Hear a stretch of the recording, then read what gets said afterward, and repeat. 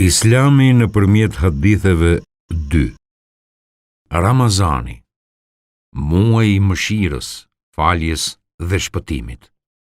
Siç përcjell Enes ibn Maliku, kur hynte muaji i Rexheb i dërguari i Allahut paqja qoftë mbi të, lutej kështu: Zoti ynë, ne i bekojmë muajt Rexheb dhe Shaban dhe na mundso të arrijmë muajin Ramazan.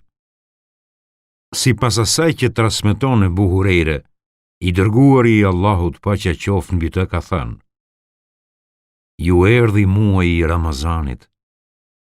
Allahu e ka bërë farz agjërimin në këtë muaj. Në këtë muaj hapen dyert e qiellit, xhenetit, ndërsa mbyllen dyert e xhehenemit dhe djajve të tërbuar u vihen pranga. Sipas asaj që na përcjell Ebu Hurejre, i dërguari i Allahut paqja qoftë mbi të, ka thënë: Kush e agjeron muajin e Ramazanit me besim dhe duke e pritur shpërblimin vetëm nga Allahu, i falen mëkatet e së kaluarës. Hisham ibn Urve transmeton nga babai i tij se i dërguari i Allahut paqja qoftë mbi të, ka thënë: Kërkojeni natën e Kadrit në 10 ditët e fundit të Ramazanit. Sipas asaj që transmeton Ebu Hurejre, i dërguari i Allahut paqja qoftë mbi të, ka thënë: Në rast se ruhemi nga mëkatet e mëdha, 5 kohët e namazit, namazi i xumas deri në xuman tjetër dhe agjerimi i Ramazanit deri në Ramazanin tjetër, janë pretekst për faljen e mëkateve të bëra mes tyre. Me shpërnguljen me din, nisën të themeloheshin institucionet e vetë fesë islame. Pas ndërtimit të Mesgjidun Nebewiut, jetën me din në udhëzimin e shpalljes hyjnore vazhdonte të zhvillohej brenda tërësisë besim-veprim. Kishte vetëm 18 muaj që pejgamberi paqja qoftë mbi të kishte ardhur në Medinë. Pak kohë më parë, Allahu i lartë madhërisëm nëpërmjet shpalljes kuranore e kishte ndrruar kiblen nga Mesgjidul Aksaja drejt Qabes. Këtë herë, në muajin e 8 sipas kalendarit hijri, gjegjësisht në muajin Shaban, zbritën ajetet në vijim dhe nëpërmjet tyre bëhet farz agjerimi i muajit Ramazanit. O besimtar, ju është urdhëruar agjerimi, ashtu siç u që urdhëruar atyre para jush, që të mund të ruheni nga të këqijat. Agjerimi zgjat disa ditë, por nëse ndonjëri prej jush është i smur ose duke udhëtuar, le të agjeroj aq ditë sa i ka prishur në ditë të tjera pas. Ata që kanë vështirësi për të agjeruar, duhet u ushqejnë si shpagim nga një të varfër për çdo ditë agjerimi. E nëse ndonjë jep më shumë se kaq, kjo është edhe më mirë për ta. Por agjerimi juaj është më i dobishëm në qoftë se e dini. Muaji i Ramazanit është muaji në të cilin ka zbritur Kurani, udhërrëfyes për njerëzit, plot me shenja të qarta për rrugën e drejtë dhe dallues i smirës nga e keqja. Pra, kushdo nga ju që e arrin këtë muaj, le ta agjerojë. Sa i përket atij që është i smur ose atij që gjendet në udhëtim e sipër, le ta agjerojë më vonë, aq ditë sa nuk i ka agjeruar. Allahu dëshiron t'ju lehtësojë dhe jo t'ju vështirësojë. Ai dëshiron që të plotësoni numrin e ditëve të agjerimit dhe që ta madhëroni Allahun në fund të agjerimit, për shkak se ju ka drejtuar në rrugë të drejtë e ta falenderoni atë. Këto ajete qartësi theksojnë se muaji i Ramazanit është një muaj i privilegjuar nga muajt e tjerë, sepse Ramazani është muaji i agjerimit. Ramazani është muaji i Kuranit. Ramazani është muaji i devotshmërisë. Ramazani është muaji i lartmadhërimit të Allahut. Ramazani është muaji i falënderimit.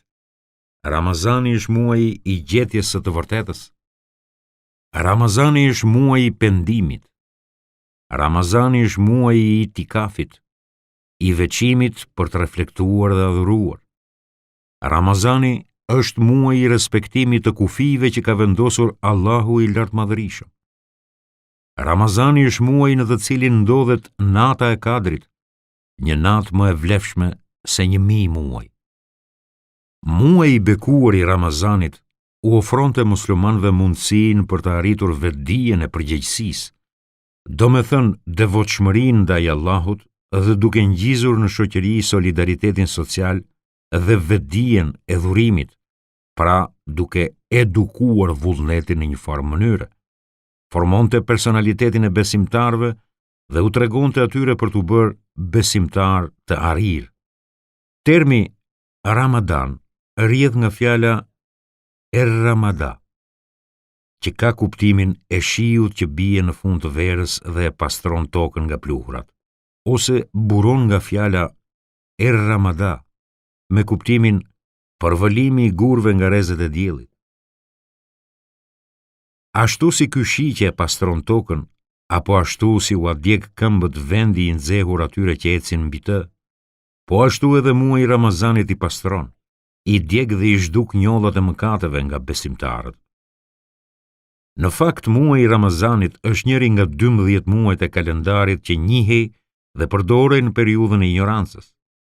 Në Kuranin fisnik, muajt e përmendur si muajt haram të shenjtë, pra 4 muajt Dhilkade, Dhilhigje, Muharrem dhe Rexheb, mes arabëve gëzonin një privilegj të veçantë. Ato respektoheshin dhe në to ishte e ndaluar gjakderdhja dhe lufta. Por muaji i Ramazanit nuk e kishte një specifik të tillë. Ato që e bëjnë të privilegjuar dhe me vlerë këtë muaj janë zbritja e librit të fundit udhëzues për njerëzin, pra shpallja e Kuranit fisnik pikërisht në këtë muaj.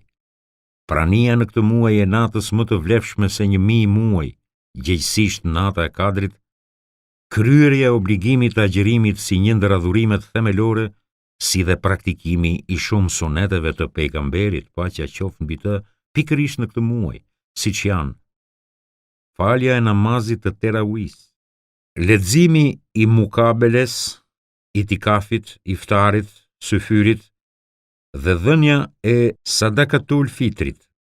Ashtu siç është rregulli, Shareful Mekan bil Mekin, do me thënë nderin vendit ja japin ata që banojnë në të, e njëjta gjë vlen edhe për konceptin e kohës. Ashtu siç nderoi pejgamberi i fundit, paqja qoftë mbi të, Jethribin me ardhjen e tij, dhe Jethribi u shndrua në Medinetul Munevere, qytetin ndriçuar. Edhe zbritja e librit fundit e Kuranit fisnik në këtë muaj e shndroi muajin e rëndomt të Ramazanit në muaj të bekuar. Muaji i Ramazanit është i vetmi muaj që i përmendet emri në Kuranin fisnik. Allahu i lartmadhërisëm nuk është mjaftuar vetëm me përmendjen e tij, por me ajetet e lartë përmendura e ka përcaktuar si muajin e agjerimit. Pikërisht për shkak të gjitha këtyre privilegjeve dhe specifikave të veçanta, muaji i Ramazanit në kulturën tonë është pranuar si sultani i 11 muajve. Fjala Ramazan nëpërmjet Islamit ka fituar kuptime krejtësisht të reja. Kur përmendet kjo fjalë, na sjell në mend një epokë të bekuar dhe një klim të plot qetësie dhe paqeje. Ky është muaji i 9 hënor. Gjatë tërë muajit të Ramazanit, muslimanët si shoqëri përfshihen në dëndësinë dhe emocionin e adhurimeve. Sepse Ramazani është një periudhë e bekuar dhe frytdhënëse edukimi që u është dhuruar muslimanëve, me qëllim që mes tyre të piqet më tej dija, besimi, adhurimi, morali, solidarizimi dhe vëllazëria mes tyre. Muslimani në këtë periudhë shqyrton dhe rishikon raportet e tij me Zotin, me vëllazërinë e tij, me vetveten si dhe me djallin. Pas një aktiviteti intensiv edukues që vazhdon një muaj të tërë, ditë e natë, ai del nga ky muaj më i fortë dhe më i pastër. I dërguari i Allahut, paqja qoftë mbi të, në lutjet e tij e shprehte hapur dëshirën e tij për të arritur muajin e Ramazanit, siç përcjell Enes ibn Maliku, kur hynte muaji Rexheb, i dërguari i Allahut, paqja qoftë mbi të, lutej kështu: Zoti ynë, na I beko muajt e Rexheb dhe Shaban dhe na mundëso të arrijmë muajin në Ramazan. Gjithashtu I dashuri pejgamberi ynë, nëpërmjet këshillave që jepte para muajit të Ramazanit, I përgatiste mendjet dhe zemrat e shokëve të tij për këtë muaj të çmuar. Kështu, në një rast I pati përmbledhur me këto fjalë cilësitë dhe vlerat e muajit të Ramazanit. Ju erdhi muaji I Ramazanit. Allahu e ka bërë farz agjërimin në këtë muaj. Në këtë muaj hapen dyert e qiellit, xhenetit, ndërsa mbyllen dyert e xhehenemit dhe djajve të turbuar u vihen pranga. Kur hyn nata e parë e Ramazanit, shejtanët dhe xhinët e turbuar lidhen me zinxhir, mbyllen dyert e xhehenemit dhe asnjëra nuk hapet. Hapen dyert e xhenetit dhe asnjëra nuk mbyllet. Pastaj një angjëll thret: O ti që kërkon mirësi, eja në robëri dhe adhurim. O ti që kërkon ligësi, hiq dorë nga mëkatet. Sa e sa njerëz ka që Allahu I liron nga zjarri në këtë muaj dhe kjo ndodh çdo natë për gjatë tërë muajit të Ramazanit. Ubade ibn Samiti, I cili pati marrë rol aktiv në beslidhjen e Akabes, transmeton se I dërguari I Allahut, paqja qoftë mbi të, në një ditë afër muajit të Ramazanit ka thënë: Muaji I Ramazanit ju erdhi me bekime dhe të mira. Në këtë muaj Allahu I Madhërisëm ju bën të pasur, për shkak të këtij muaji ju mëshiron. Ju ashlyen gabimet dhe në këtë muaj I pranon lutjet tuaj. Allahu I lartë Madhërisëm vëzhgon garën mes jush për punët e mira dhe adhurimet në muajin e Ramazanit dhe krenohet me ju karshim e legëve. Prandaj tregoni veten tuaj para Allahut me mirësi dhe bamirësi. Fatkeq është ai që e privon veten nga mëshira e Allahut në muajin e Ramazanit.